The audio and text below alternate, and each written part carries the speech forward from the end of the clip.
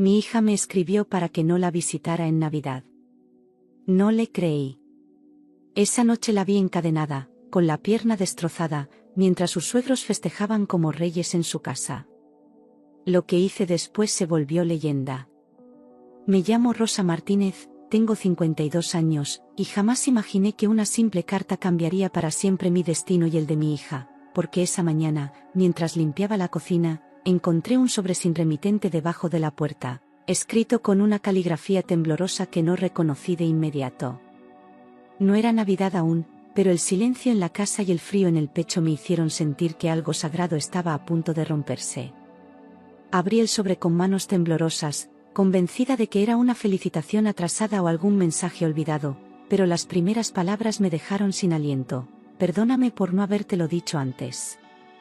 Sentí que el suelo desaparecía bajo mis pies, porque reconocí esa letra, era de mi hija Laura. El resto de la carta era más confuso aún, un llamado desesperado escrito entre líneas, como si tuviera miedo de ser leída por alguien más. Apreté el papel contra el pecho, sin saber que esa noche iba a entrar al infierno disfrazado de Nochebuena. La mañana del 24 de diciembre, mientras intentaba convencerme de que la carta quizás no era tan grave, recibí un mensaje extraño de mi hija Laura, tan breve y distante que me hizo estremecer. Solo decía: mamá, por favor no vengas esta noche. No es buen momento. Nada más. Sin un te quiero, sin un feliz Navidad, sin explicación. Me quedé helada, con el teléfono en la mano, mirando esas palabras que no se parecían en nada a ella. El mensaje era corto, frío y fuera de lugar. Laura siempre me invitaba temprano para ayudarla a preparar la cena, decorábamos juntas y reíamos mientras cocinábamos. Cada año era lo mismo, una tradición que nos mantenía unidas desde que ella era niña. Por eso, leer esas palabras me dejó una sensación de vacío, como si algo se hubiera quebrado entre nosotras. Intenté pensar en una razón lógica, alguna pelea, un malentendido. Pero no había nada, solo ese silencio nuevo y aterrador. Inquieta, intenté llamarla varias veces, pero su teléfono sonaba apagado, algo que nunca ocurría. Laura siempre tenía el celular cargado, sobre todo en días especiales, y atendía incluso si estaba ocupada. El tono mudo del buzón me hacía imaginar lo peor, aunque intentaba convencerme de que quizá era una coincidencia. Sin embargo, mi corazón se aceleraba con cada intento fallido. Había algo que no cuadraba, algo que no podía seguir ignorando. Decidí no hacer caso al mensaje. Mi intuición me decía que algo estaba muy mal, una angustia distinta que no podía explicarse con lógica. No era simple preocupación de madre, era una certeza que me apretaba el pecho con fuerza. Pasé horas caminando de un lado a otro, con el teléfono en la mano y la carta en la otra. Pensé en ir a la policía, pero ¿qué iba a decirles? No tenía pruebas, solo una mala corazonada. Así que tomé una decisión. Iría a verla con mis propios ojos. Preparé una pequeña cesta con comida y regalos, convencida de que mi hija estaba pasando por algún problema y no quería preocuparme. Puse su chocolate favorito, el suéter que había tejido para ella, y una carta que había escrito de madrugada sin saber si la leería. Todo lo envolví con cuidado, como si el acto de preparar algo hermoso pudiera protegerla de lo que fuera que estuviera ocurriendo. Mientras me vestía, recé en silencio por su vida, por su alma. Porque ya no se trataba de una simple visita, sino de enfrentar un miedo que no quería nombrar. Al caer la noche, caminé hacia su casa, notando que todas las luces estaban encendidas excepto las del segundo piso, donde ella dormía. Esa oscuridad en su habitación me pareció extraña, como si alguien intentara ocultar algo. Las demás ventanas brillaban con luces navideñas, música suave y sombras moviéndose de un lado a otro. Desde afuera, parecía una celebración normal. Pero en mi interior, algo gritaba que nada era normal esa noche. En cuanto llegué a la puerta, escuché risas fuertes y música navideña proveniente del interior, tan desincronizadas con el mensaje de Laura que sentí una punzada en el estómago. ¿Por qué me había pedido que no viniera si estaban celebrando como si nada? Reconocí algunas voces entre el bullicio, pero no la suya. Toqué la puerta con fuerza, esperando que apareciera. Pero la respuesta fue solo más risas, como si no importara quién estuviera del otro lado. Me sorprendió oír las voces de los suegros de mi hija, Héctor y Mireia, celebrando como si nada pasara, brindando y riendo sin ninguna preocupación. Nunca fueron cercanos conmigo, pero al menos solían mostrar cortesía en las fiestas. Esta vez, sonaban eufóricos, como si fueran los dueños de la casa. No mencionaban a Laura, no preguntaban por ella. Era como si ella no existiera, y eso me encendió todas las alarmas. Llamé varias veces, pero nadie abrió. Finalmente, noté que la puerta estaba entreabierta, como si alguien hubiera entrado con prisa o no le importara cerrarla bien. Empujé con cuidado, sintiéndome una intrusa en la casa de mi propia hija. El olor a comida caliente y vino caro flotaba en el aire, mezclado con una sensación densa que no sabía cómo describir. Di un paso dentro, conteniendo la respiración. Algo estaba mal, demasiado mal, y no sabía cuánto estaba a punto de descubrir. Dentro, los suegros brindaban con copas caras, ignorando completamente mi presencia, como si no me vieran o no quisieran verme. Héctor hablaba fuerte sobre un nuevo negocio, mientras Mireia reía exageradamente por algo que no tenía gracia. Me quedé parada en la entrada, esperando alguna reacción, alguna señal de cortesía o incomodidad. Pero no dijeron nada, no preguntaron por qué había venido. Y en ese silencio disfrazado de fiesta, entendí que yo no era bienvenida. Pregunté por mi hija, pero Mireia respondió con una sonrisa incómoda: «Está descansando, no la molestes», y su tono tenía una frialdad tan calculada que me hizo retroceder por dentro. No apartó la mirada de su copa, como si responderme fuera una obligación molesta. Sentí que algo en su postura ocultaba más de lo que decía. Laura nunca dormía a esa hora en Nochebuena. Su indiferencia solo aumentó mi inquietud. Algo en su expresión me heló la sangre, evasiva, falsa, forzada, como si temiera que yo subiera al segundo piso y descubriera aquello que evitaban decir. Mireia apretó los labios cuando mencioné a Laura, y por un instante vi un destello de nerviosismo en sus ojos. Fue suficiente para que mis sospechas se confirmaran. No estaban tranquilos, estaban ocultando algo. Y ese secreto tenía nombre y apellido. Decidí subir las escaleras en silencio, evitando llamar la atención, mientras fingía que iba al baño para no despertar sospechas. Sentí sus miradas clavadas en mi espalda, como si intentaran descifrar mis intenciones. Cada escalón parecía pesar más que el anterior, un aviso sordo de que lo que encontraría no me permitiría volver atrás. El ambiente se volvió más oscuro a medida que avanzaba. Mi corazón latía con una mezcla de miedo y determinación. Al llegar al pasillo, noté un olor metálico que reconocí de inmediato: sangre, espesa y reciente, una presencia que invadía el aire con una crudeza imposible de ignorar. Sentí un escalofrío recorrerme los brazos mientras intentaba no entrar en pánico. Me acerqué a la puerta de Laura con pasos lentos, temiendo lo que podría ver. El silencio del piso superior contrastaba con la música navideña de abajo.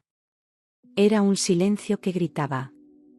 Empujé la puerta del cuarto de Laura, y el mundo se me vino abajo en un solo golpe, como si mis entrañas se desgarraran al ver lo que alguien le había hecho. La habitación estaba en penumbra, desordenada, con marcas en el suelo que sugerían forcejeos. Un frío antinatural me envolvió los hombros. Sentí una mezcla de incredulidad y rabia. Era imposible que nadie en esa casa ignorara lo que pasaba ahí dentro. Mi hija estaba encadenada al poste de la cama, su pierna izquierda destrozada, inflamada, envuelta en vendas sucias que apenas ocultaban la gravedad de la herida.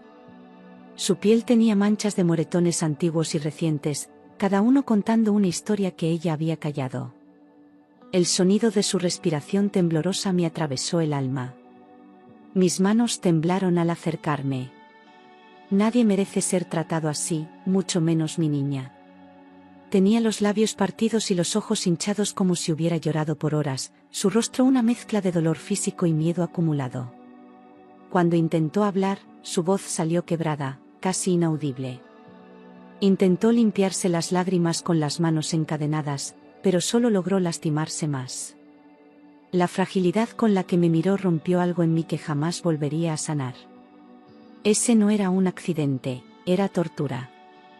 Cuando me vio, rompió en un sollozo ahogado, suplicando que no hiciera ruido, como si temiera que incluso mi presencia pudiera empeorar su situación. Me pidió que cerrara la puerta, con los ojos desorbitados, vigilando la escalera. Su respiración era rápida, entrecortada, una mezcla de alivio y pánico.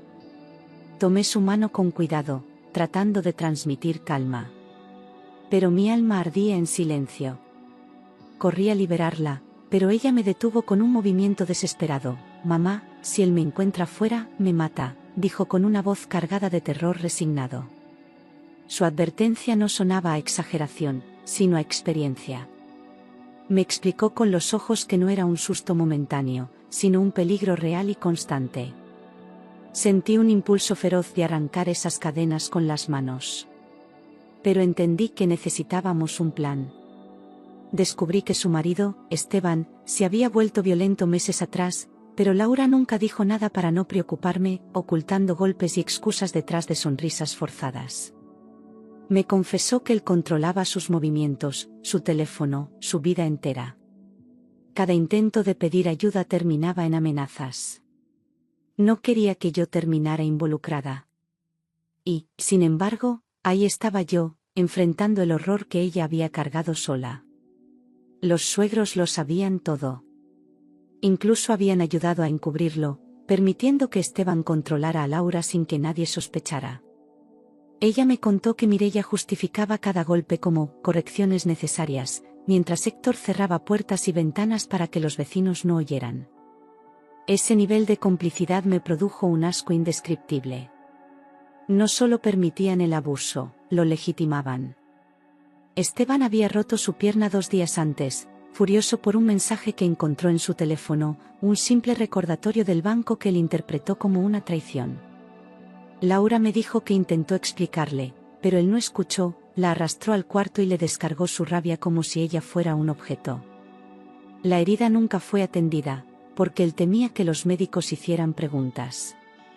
Su silencio obligado la estaba matando. Y nadie en esa casa había movido un dedo. Los suegros le dijeron que era necesario darle una lección para que aprendiera, palabras que Laura repitió con vergüenza y dolor, como si aún intentara entender por qué la odiaban tanto. Mireia incluso llevó las cadenas que usaron para sujetarla, asegurándole que era por su bien. La crueldad con la que lo contaba me revolvió el estómago. Aquella familia había convertido la Navidad en un ritual de tortura. Y Laura había sido su víctima perfecta. Laura intentó escapar la noche anterior, y por eso la encadenaron, temiendo que buscara ayuda o que revelara todo lo que llevaba meses soportando. Se arrastró por el pasillo, pero Héctor la descubrió antes de llegar a la escalera, y él mismo la devolvió al cuarto, cerrando la puerta con llave. Esa noche nadie durmió en esa casa, pero no por preocupación, todos vigilaban que no huyera.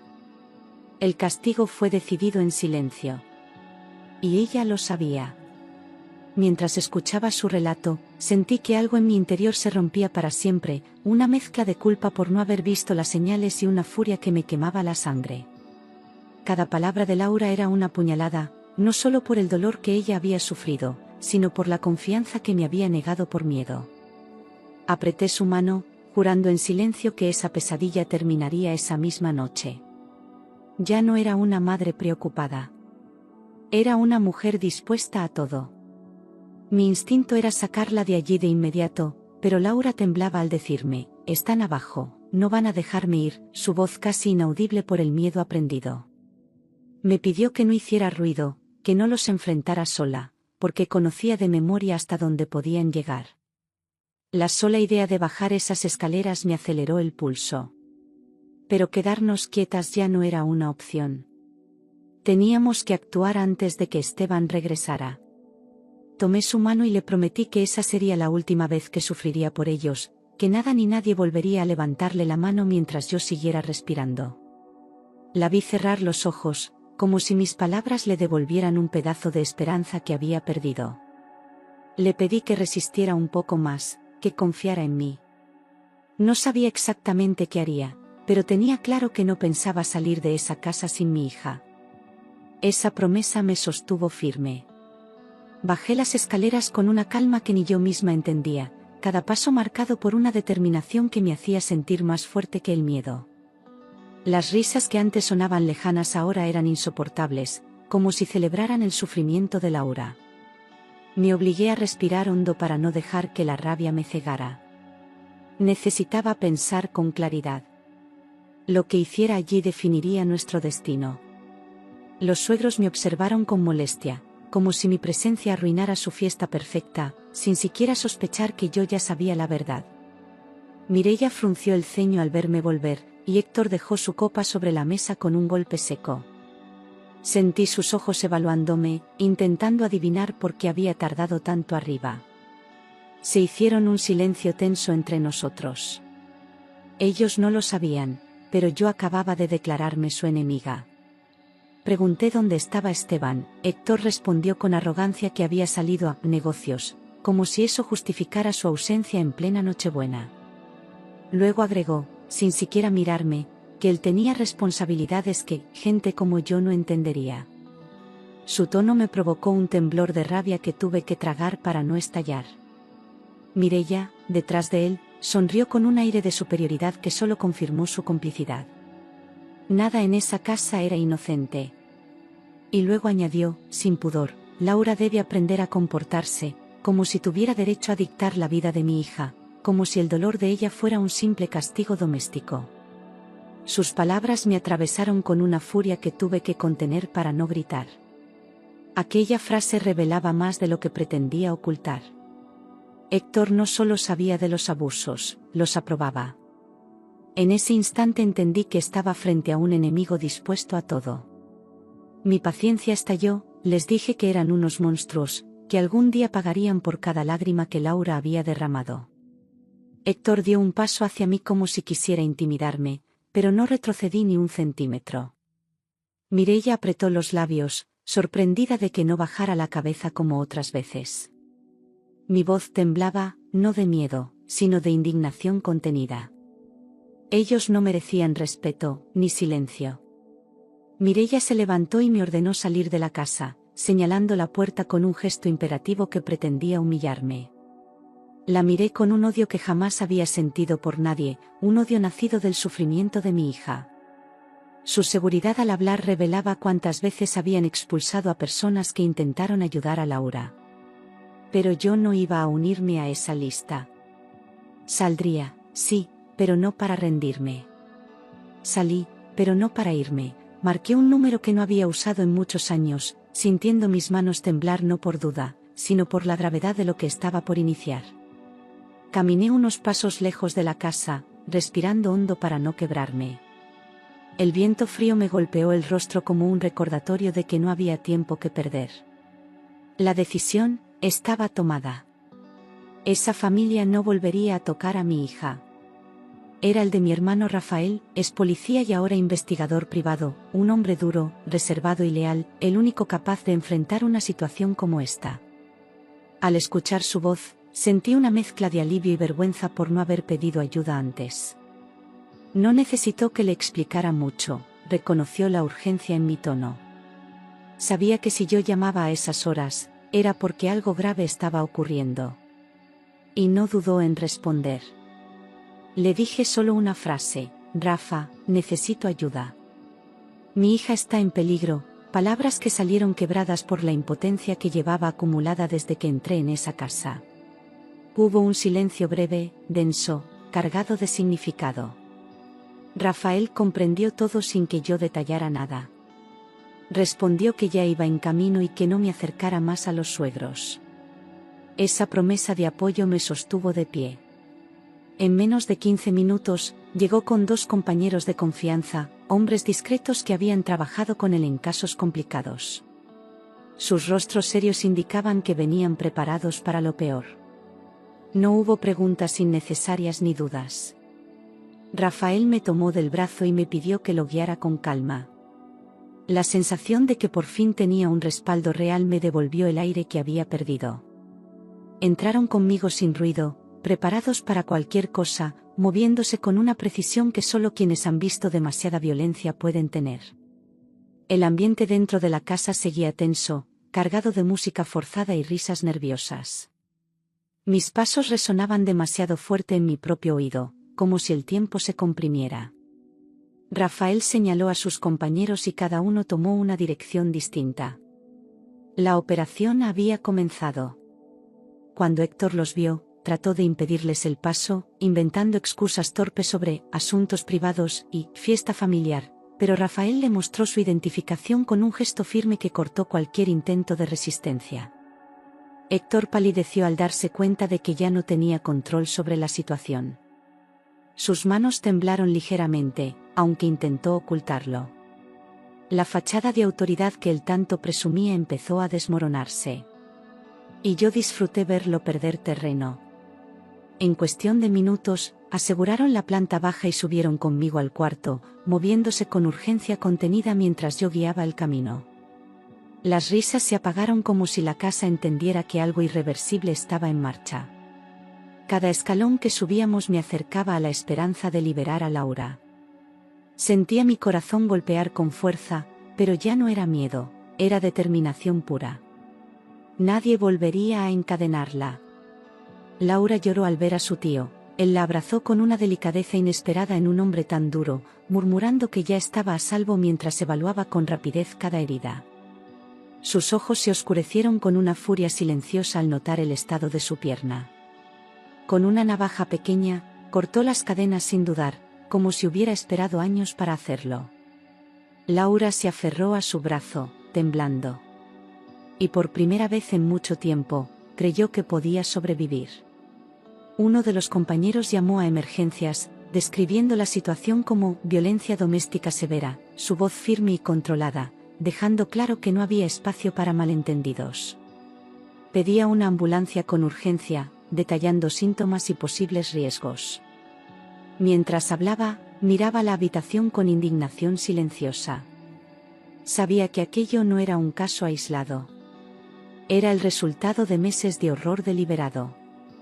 Los suegros gritaban desde abajo, negando todo y llamándonos dramáticos, intentando recuperar el control con insultos torpes que revelaban su nerviosismo. Escuché a Mireia jurar que Laura siempre exageraba, mientras Héctor aseguraba que todo era un malentendido familiar. Sus voces subían como un eco patético que intentaba tapar la verdad. Pero ya nadie les creía. El peso de la evidencia era más fuerte que sus gritos. Laura fue bajada en una camilla improvisada mientras Mireia insultaba a todo el mundo, acusando a los paramédicos de secuestrarla y exigiendo que la dejaran en la casa. Rafael se interpuso con calma peligrosa, advirtiéndole que se mantuviera lejos. La expresión de Laura, entre dolor y alivio, me desgarró el corazón. Cada movimiento de la camilla mostraba lo frágil que estaba. Pero también mostraba que, finalmente, estaba saliendo de ese infierno. Al escuchar sirenas en la distancia, Héctor intentó huir por la puerta trasera, empujando muebles y tropezando con botellas vacías mientras maldecía en voz baja. Su intento desesperado solo confirmó su culpabilidad. Rafael lo siguió con pasos firmes y calculados, sin necesidad de correr. Era evidente que Héctor jamás había enfrentado consecuencias reales. Y esa noche, al fin, le tocaría pagarlas. Mi hermano lo interceptó de inmediato, recordándole que no estaba tratando con amateurs, inmovilizándolo con una facilidad que humilló por completo al hombre que antes se creía intocable. Héctor forcejeó unos segundos hasta aceptar que no tenía escapatoria. Gritó que no había hecho nada, que todo era un invento, pero su voz sonaba vacía, quebrada. Rafael lo esposó sin una palabra más. La justicia empezaba a tomar forma. Los paramédicos llegaron y confirmaron que la pierna de Laura estaba gravemente infectada, señalando que el hueso había sido fracturado con violencia y que la herida llevaba días sin ningún tipo de cuidado. Su rostro profesional dejó escapar un gesto de horror que no logró ocultar. Preguntaron quién había permitido que ella permaneciera así. Nadie respondió. Todos sabíamos quiénes eran los responsables. Dijeron que, si demorábamos algunas horas más, ella podía perder la pierna, una frase que me atravesó el alma como un golpe brutal. El paramédico me miró con compasión, consciente de la gravedad emocional que esas palabras cargaban. Laura cerró los ojos, respirando hondo para no llorar. Yo sentí un vacío inmenso imaginando cuánto había sufrido en silencio. Ese límite cercano entre vida y tragedia me marcó para siempre. En el hospital, Laura finalmente pudo hablar sin miedo, contando todo lo que había vivido, desde los primeros insultos disfrazados de bromas hasta las golpizas que se volvieron rutina. Su voz era firme a pesar del dolor, como si relatarlo la liberara de un peso insoportable. Los médicos escuchaban atentos mientras examinaban cada lesión. Yo permanecía a su lado, luchando por no llorar. Su valentía me dejaba sin palabras. Los médicos registraron cada lesión como evidencia de abuso sistemático, fotografiando hematomas antiguos y heridas recientes con precisión casi quirúrgica. Todo formaría parte de un expediente que, por fin, revelaría la magnitud del infierno vivido por mi hija. Laura observaba en silencio, como si al ver su cuerpo documentado entendiera la gravedad de lo que soportó. Aquella habitación fría se volvió testigo de su verdad. Era el inicio de su justicia. La policía interrogó a los suegros esa misma noche, en medio del caos de luces y ambulancias, con oficiales que no parecían dispuestos a dejarse engañar por discursos vacíos. Mireia mantenía su tono altivo, intentando hablar por encima de todos, mientras Héctor pedía un abogado con desesperación. La casa entera se volvió una escena de crimen, con oficiales tomando fotos y buscando pruebas. Nada quedaría en la sombra esta vez. La verdad empezaba a salir a la luz. Ellos, arrogantes, negaron todo y culparon a Laura de provocar problemas, pintándola como una esposa difícil, caprichosa, inestable. Decían que ella se hacía daño sola, que era emocionalmente inestable, una carga para su hijo. Los oficiales escuchaban sin interrumpir, pero sus rostros mostraban incredulidad. Era el guión de siempre, el que usaban los abusadores. Pero esta vez, tenían pruebas suficientes para desmantelarlo. Pero las pruebas hablaban por sí solas: marcas antiguas, cicatrices, fracturas mal curadas, registros médicos sospechosos y una carta escrita con desesperación. El historial de Laura no dejaba lugar a dudas. Cada golpe había sido documentado por su propio cuerpo, cada silencio ahora tenía una voz. Incluso el estado en que la encontraron era prueba contundente. La justicia no podía mirar a otro lado. Esteban regresó a la casa a la madrugada, encontrándola llena de policías, patrullas y paramédicos, con una expresión de sorpresa que duró apenas segundos antes de transformarse en furia. Intentó acercarse, pero fue contenido por dos oficiales que ya tenían su descripción. Preguntó por su esposa con sarcasmo, como si aún creyera que podía controlarla. Yo lo vi desde lejos, y por un instante, sentí miedo. Pero ya era tarde para él. Intentó huir, pero fue detenido al instante, reducido con fuerza por los agentes que no le dieron tiempo a reaccionar. Gritó que todo era un error, que Laura estaba loca, que su madre lo confirmaría. Los vecinos ya estaban en la calle, observando en silencio cómo el hombre que parecía perfecto era esposado como un criminal. Nadie dijo una palabra. Todos sabían que, al fin, se había hecho justicia. En su carro encontraron medicamentos, sogas, y un cuaderno donde anotaba cada castigo que le aplicaba a Laura, con fechas, motivos y descripciones detalladas. Era como si llevara un registro de su crueldad, justificando cada acto con frialdad. Ese hallazgo cerró cualquier espacio para la duda. Los oficiales lo miraban con asco mientras tomaban fotos del cuaderno. Nadie imaginaba la mente enferma que se escondía detrás de su fachada.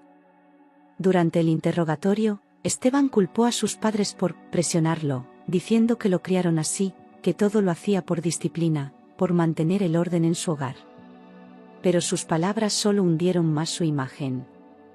Admitía lo que había hecho, sin remordimiento real, buscando excusas en lugar de asumir culpa. Los oficiales tomaban nota, sin interrumpir. Su arrogancia comenzaba a desmoronarse. Los tres fueron arrestados bajo múltiples cargos, incluyendo tentativa de homicidio, privación ilegal de la libertad, violencia familiar y encubrimiento agravado. No había forma de que escaparan de la ley esta vez. La fiscalía pidió prisión preventiva inmediata. La noticia recorrió los pasillos del hospital como un suspiro de alivio. Por fin, la pesadilla había terminado para Laura. Por fin, podía empezar a sanar.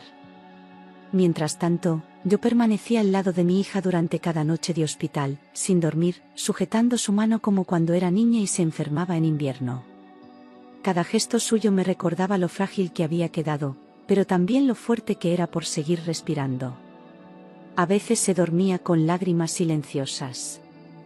Otras veces me pedía que le leyera. Yo estaba ahí, como madre, como escudo, como testigo. Su recuperación fue lenta, dolorosa, pero llena de una fuerza que yo jamás había visto en ella, como si desde el fondo del abismo hubiera renacido con una voluntad distinta. Aprendía a moverse de nuevo, a confiar, a hablar sin miedo. En cada sesión de fisioterapia, apretaba los dientes, pero nunca se rendía. Cada paso era una victoria silenciosa. Y yo la miraba con un orgullo imposible de describir.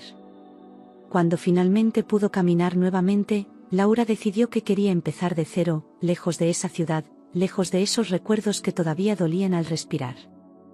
Me dijo que no quería venganza, solo paz, y que por primera vez en años, sentía que tenía derecho a buscarla. Su decisión no fue impulsiva, fue firme, tranquila, nacida del fondo de su alma.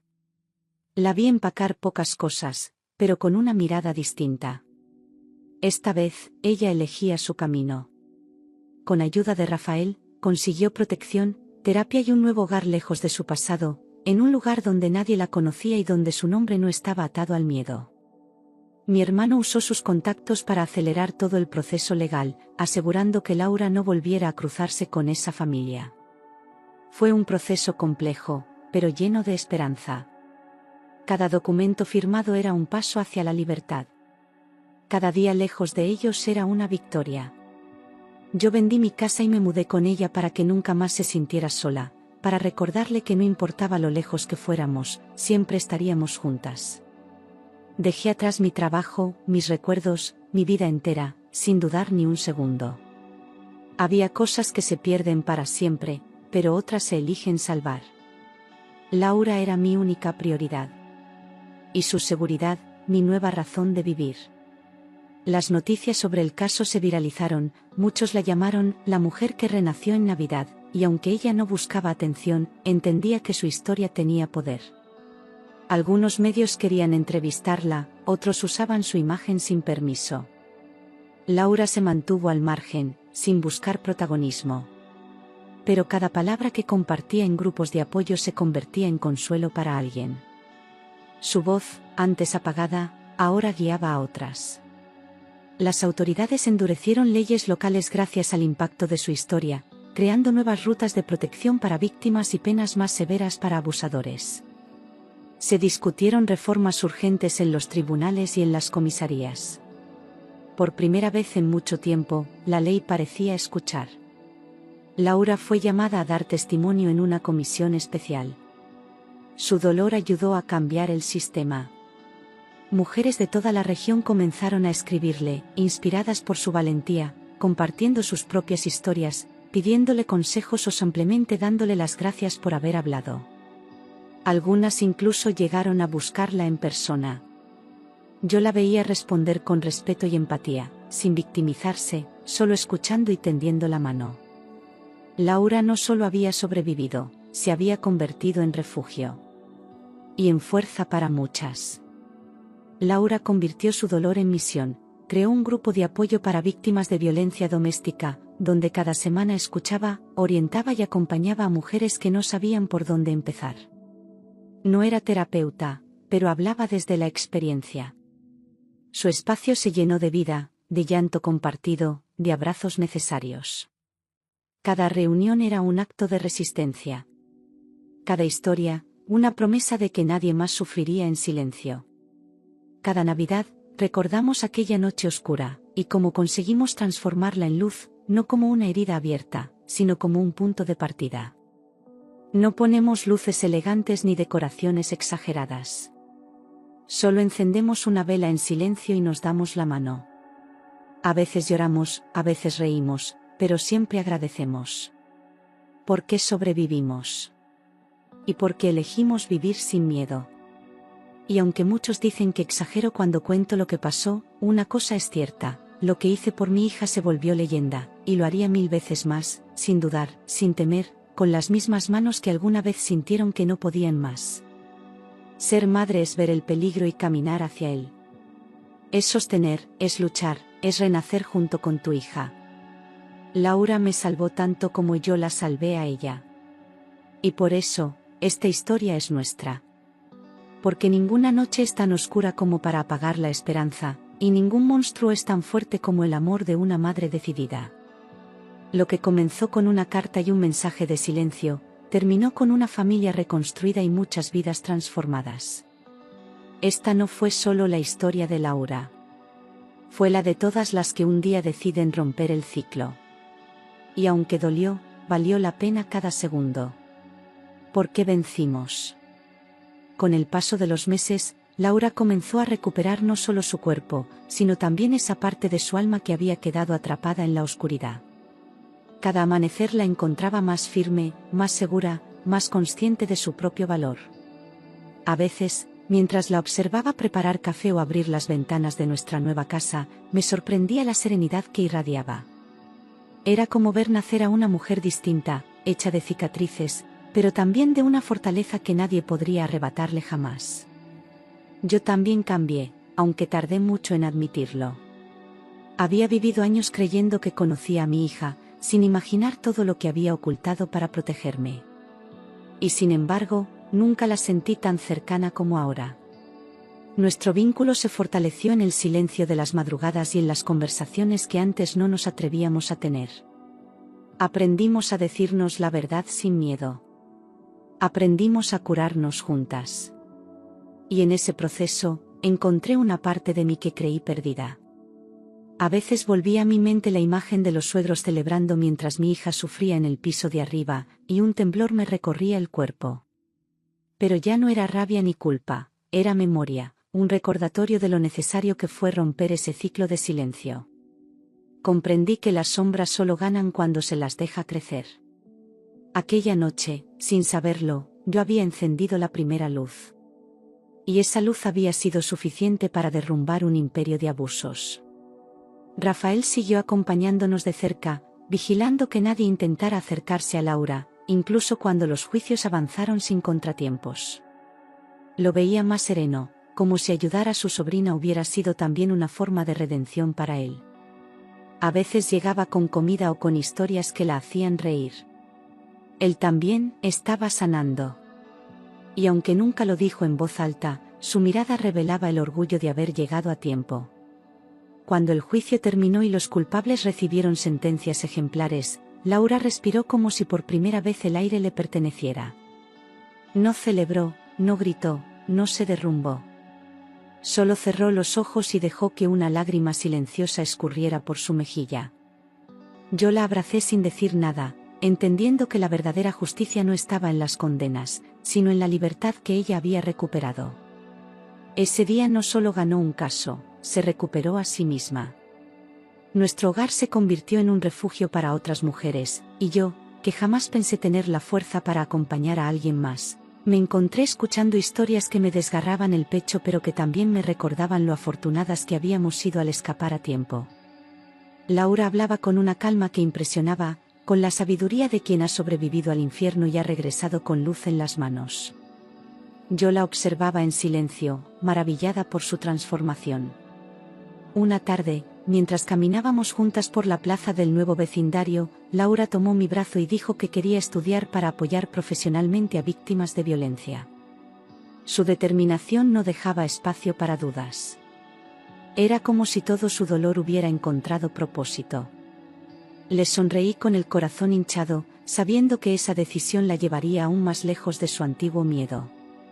Estaba lista para reescribir su destino. Cada Navidad que llegó después de aquella noche trajo un significado distinto, más profundo, más humano. Ya no celebrábamos con grandes reuniones ni mesas llenas de comida. Celebrábamos nuestra supervivencia. Encendíamos una vela por las mujeres que aún no podían escapar, por las que habían logrado liberarse y por las que necesitarían fuerza para intentarlo. Nuestra Navidad ya no era un ritual de tristeza, era un himno de esperanza. A veces, cuando cuento lo que pasó, la gente me mira como si exagerara o buscara dramatismo, pero no me importa. La verdad no necesita permiso para ser creída.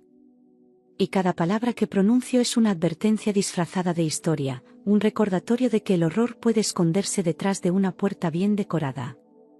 Lo que hice por mi hija no fue heroico. Fue maternal.